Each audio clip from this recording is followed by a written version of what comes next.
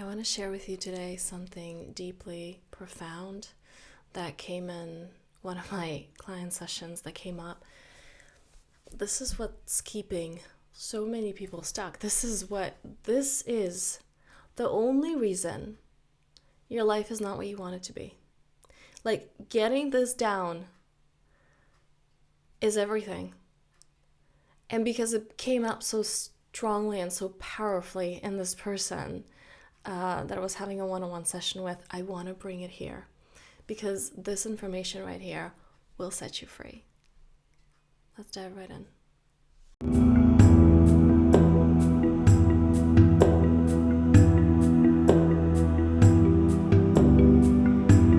So what's standing in your way? What do you think is standing in your way? And I'm really curious about that. And just right now, comment below. Let me know. What do you think is standing in your way of that which you want? I've heard so many different answers. Some people say, well, I do, right? And I'm like, let's get more specific, especially, things like this where it all goes wrong. Like things like anger, for example, they can't be internalized. You want to put that outward. You take personal responsibility, but especially when it's anger, when we're like upset with ourselves, you want to put that out there, okay? Because that's a negative spiral that you do not want to get into. So a lot of different answers, and again, let me know below, okay, what is standing in your way? And I'm going to tell you in a minute what is really standing in your way. This concept that when we can own it, it transforms everything, because this is what's keeping us stuck.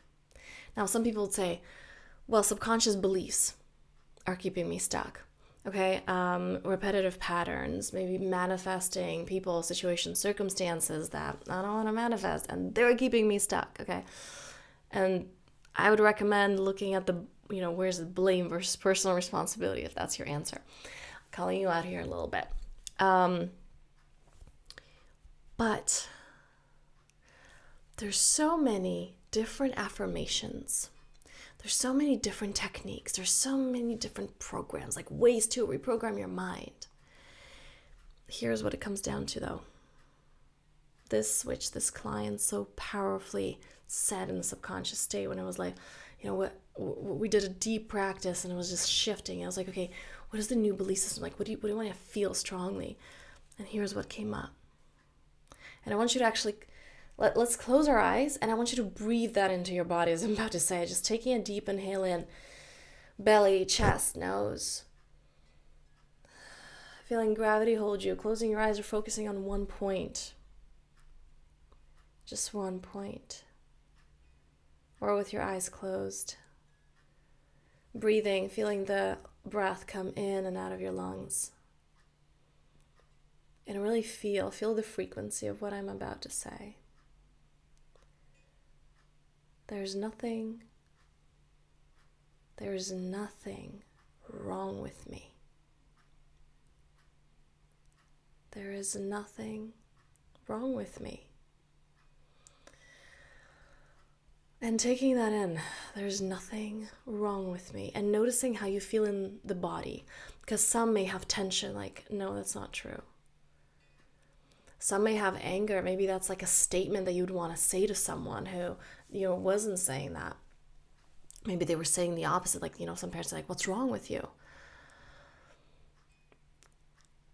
And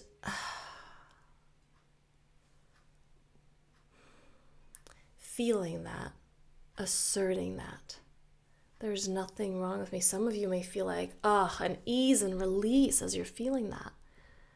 There's nothing wrong with me. And some way you may go, it's like, yeah, I know there's nothing wrong with me. You haven't connected in your body when I told you to connect into your body, okay, with your body, like come in. Because why is this so crucial? Why is this so key? The thinking mind, your ego, your inner critic, is wired with, that's its main story. There is something wrong with me. How am I not enough? How do I have to bend and mold myself and switch myself and adapt to, apologies for this one, to fit in, to be accepted, to be loved? And when we can tune into this, there is nothing wrong with me. This is when we can begin to shift. And since there is nothing wrong with me, right? What does my life look like? Because all of your limitations, everything that's coming up, it's all about there is something wrong with me. That's why it's not working. Maybe I'm unlovable. Maybe I'm not good enough. What if you're perfect? What if you're perfect? And here's where I like to do this thing where I turn the ego's story, because the inner critic likes to attack you with some like weapons that it has. And I like to use those exact weapons but turn it around. So, you know, when we go, it's like, yeah, well, I'm perfect. What if I'm absolutely perfect? And it's like, okay, well, nobody's absolutely perfect. Yeah, but the ego's using the story of, well, you're not enough. Like, you're never enough. It's like, again, nobody's not good at anything, you know, like, or completely wrong. It's like nobody. But your ego's using that story. So why don't you use the opposite story just as stubbornly? Just as, like, audaciously? There is nothing wrong with me. In fact, what if I'm perfect? And as you train that muscle, and I want this to be practical, how can you like embody this? Not just as a concept, like, oh my God, yes, like I'm divinity. There's this amazing song, by the way. I will try to link it below. It's so good. And it says like, I'm not perfect, but I'm divine. It's literally all the lyrics. And it's such a powerful song. And then we go into like, yes, I'm divine. And we listen to the song and we feel amazing. But what does embodying that look like in your life? Like, what does stating that, claiming that look like in your life? So after this video, go ahead and do that thing or schedule that thing. Okay, like literally get your phone. I want to say like this, get your agenda because I'm old school. I like to write things down. Or get your phone and schedule it in. Like, yeah, there's nothing wrong with me. What does my life look like with this deeply rooted concept? There's nothing wrong with me. It's like, what does my life look like with I'm freaking perfect. Like I deserve this. I deserve everything I want. I get to own this. I get to have fun. Like, yes.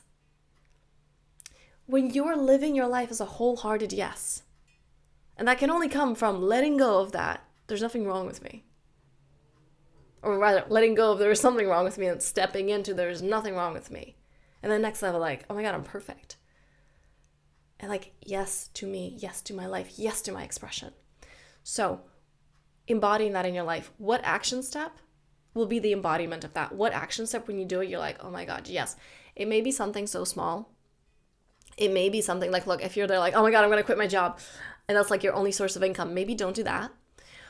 But start in those little ways of like, oh my God, yes, like I'm giving to me. And it can be something as little as, you know, if you're there like never having enough time for yourself, it can be something like taking 5 minutes of just enjoying your coffee or your tea, like just holding the cup and breathing, and like it's like looking out at nature, you know, like that.